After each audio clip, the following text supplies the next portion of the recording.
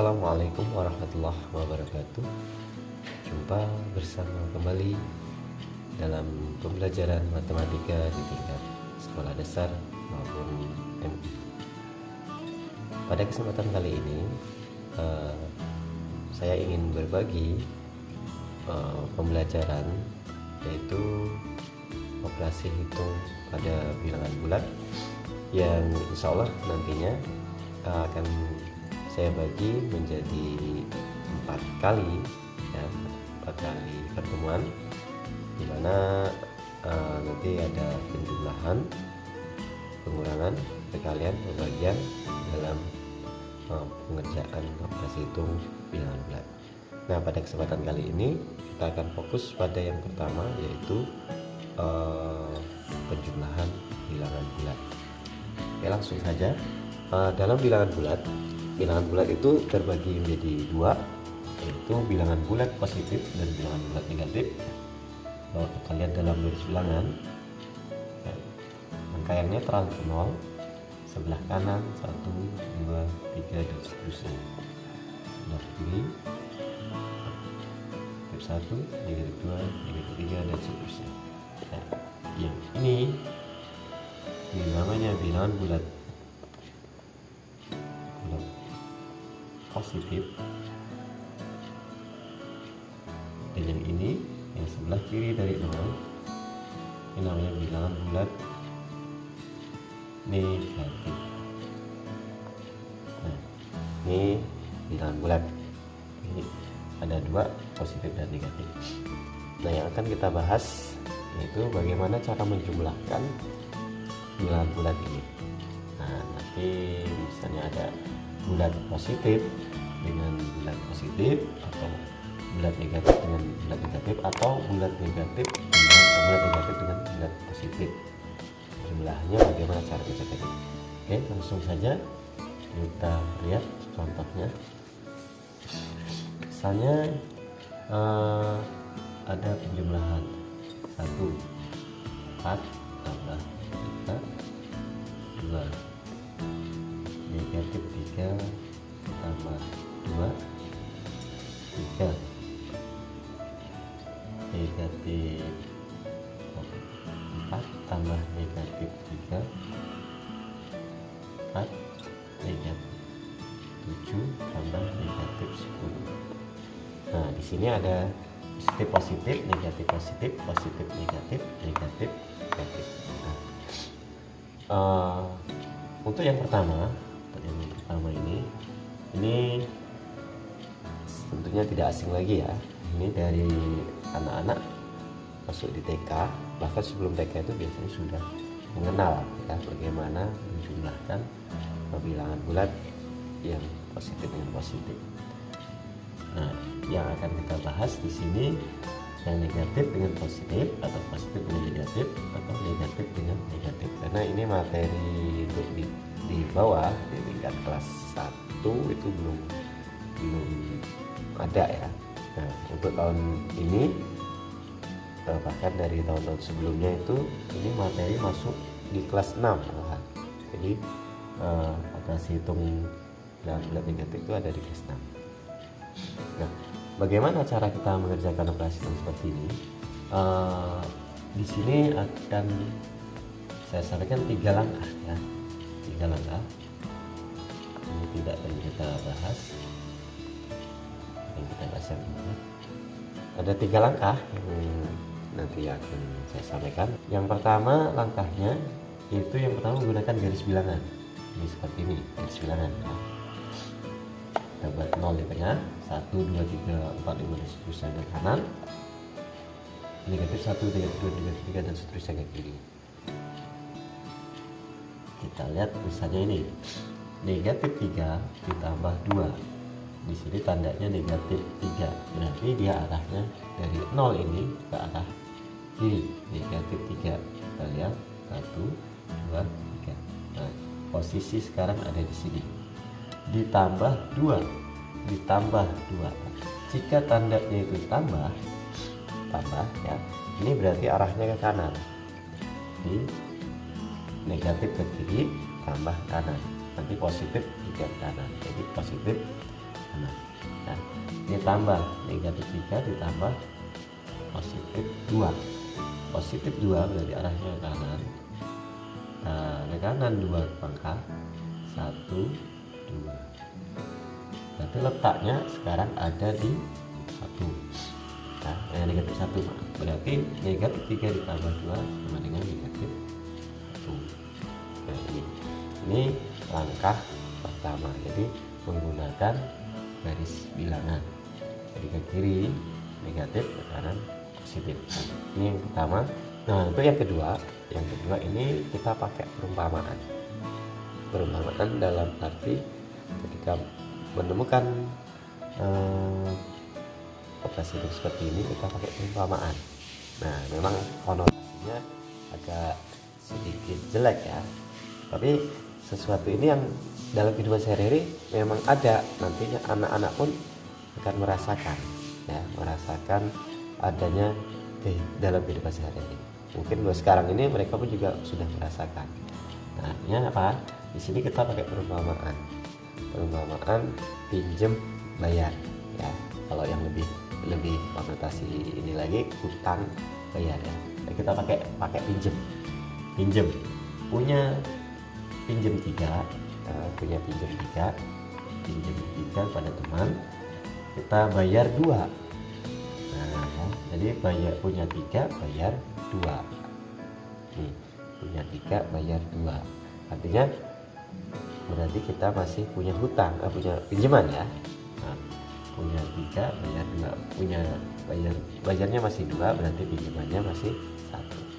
Maksudnya yang lebih ini lagi hutang ya, hutang 3 bayar 2, berarti hutangnya tinggal 1. Kalau masih hutang ya berarti dia negatif, masih kurang ya, kurang 1, berarti negatif 1. Itu yang cara kedua, menggunakan perumpamaan. Nah, cara ketiga di sini sebenarnya praktis ya. Tapi di sini anak-anak ditekankan benar, ditekankan nanti supaya anak-anak mengingat untuk cara ketiga ini. Nah, cara 3 bagaimana? Nah, untuk cara 3 di sini sebenarnya praktis. Nanti anak-anak kita tekankan untuk mengingat cara 3 ini jangan sampai salah ya, dalam konsepnya. Cara ketiga di sini kita gunakan cara yang saya katakan bisa dikatakan praktis ya. Oke, caranya yaitu yang pertama, angka yang besar di mana pun tempatnya, di belakang maupun di depan, ini kita kurang angka yang kecil.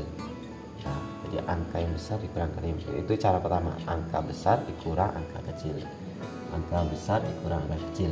Jadi penjumlahannya ini kita jadikan kurang. Angka besar kurang angka kecil. Di sini angka besarnya 3, angka kecilnya 2, berarti 3 dikurang 2. Nah, 3 kurang 2 jawabannya 1. Nah ya, ini kan bilangan bulat. 3 diambil 2, 1. Nah, sekarang jika, nah ini kuncinya di sini. Kunci yang kedua, kunci yang satu dia diubah kurangan. Kunci kedua, jika yang besar positif, ya kuncinya yang besar positif, maka jawabannya positif. Jika yang besar negatif, ya, maka jawabannya negatif. Kembali ke soal tadi, negatif 3 dengan 2, yang besar negatif. Nah, ini di sini negatif yang besar, maka berarti jawabannya nanti negatif. Tapi jika di sini positif, maka positif. Kita lihat ya, 3 dikurang 2 negatif. Berarti yang besarnya negatif, maka di sini jawabannya negatif. Nah, itu cara yang ketiga. Nah, dari ketiga cara tadi, mengapa saya katakan ini cara praktis ya, di ketiga ini? Karena yang ini bisa kita gunakan nanti ketika angka-angkanya sudah semakin besar, sudah puluhan, sudah ratusan, ya. Jadi ketika angka yang sudah besar, anak-anak ketika mau pakai garis bilangan, mereka akan kesusahan ya, sulit ini buat garis bilangan yang harus panjang kanan kiri. Ini yang pertama, jika ini ya, kita menggunakan penjumlahan dengan bilangan akan semakin sulit, apalagi sampai ratusan. Ini yang pertama. Yang kedua, pakai perumpamaan. Perumpamaan juga ini ketika angkanya sudah semakin besar, anak-anak ya sama saja, mereka akan kebingungan. Punya hutang, misalnya ada soal negatif 13 ditambah 90, punya hutang 13 ya, yang 13 bayarnya 90, nah, kan? Mereka akan terlalu banyak ya makannya. Maka cara ketiga ini bisa digunakan ya, 90 diambil 13 berarti kan yang tadi, kalau misalnya yang angka besarnya tadi negatif 13 tambah 90 berarti 90 dikurang 13 dan kita kurangkan, misalnya 90 kurang 13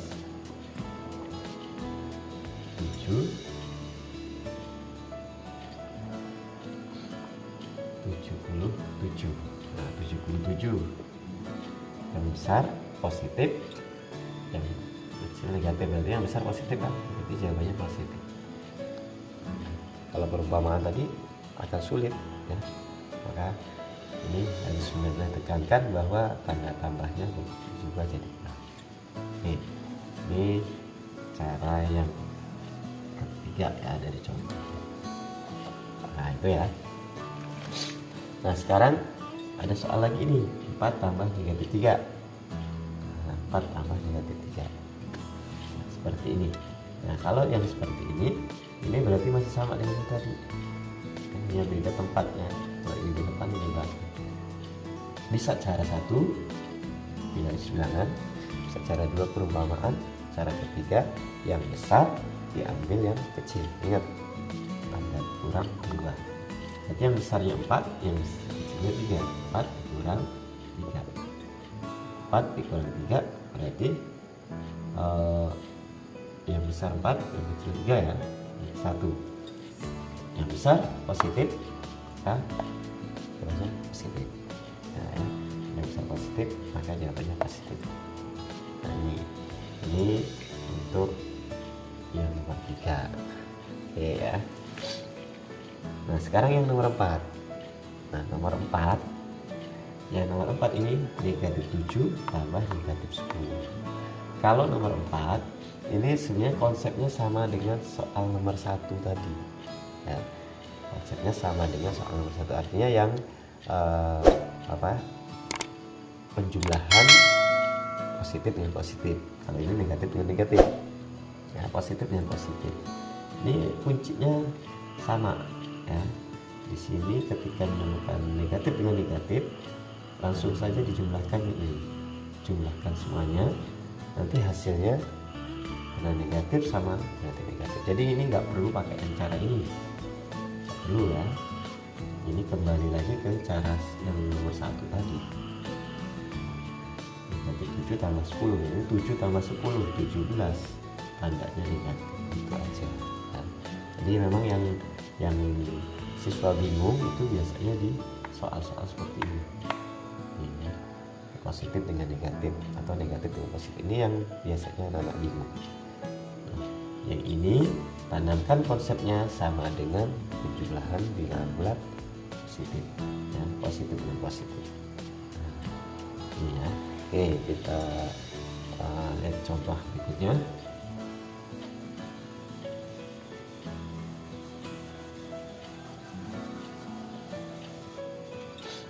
Misalnya negatif 50 tambah 17. Nah, ini ya. Negatif 50 tambah 17. Jelas kalau menggunakan garis bilangan ini akan kesulitan ya. Nah, sudah mulai banyak angkanya. Maka kita pakai tadi cara ngitungnya 50 tanda plus kita ubah jadi kurang 17. 50 diambil 17, 30 ya, 30 23. Sekarang yang besar positif, jadi maaf, yang besar negatif, berarti jawabannya di sini negatif. Itu ya. Jadi konsepnya yang pertama, yang besar diambil yang kecil. Kemudian yang kedua, jika yang besar positif maka hasilnya positif, jika yang besar negatif maka hasilnya negatif. Itu saja ya dari saya. Jika terdapat kekurangan maupun kesalahan, saya mohon maaf. Mudah-mudahan cara ini bermanfaat bagi anak-anak sekalian maupun Bapak Ibu guru ya yang mengajar khususnya untuk tahun-tahun ini di kelas 6 ya, ada materi penjumlahan dan bilangan penjumlahan, pengurangan, perkalian dan pembagian pada bilangan bulat positif dan negatif. Ya, semoga ini bermanfaat. Saya akhiri. Wassalamualaikum warahmatullahi wabarakatuh.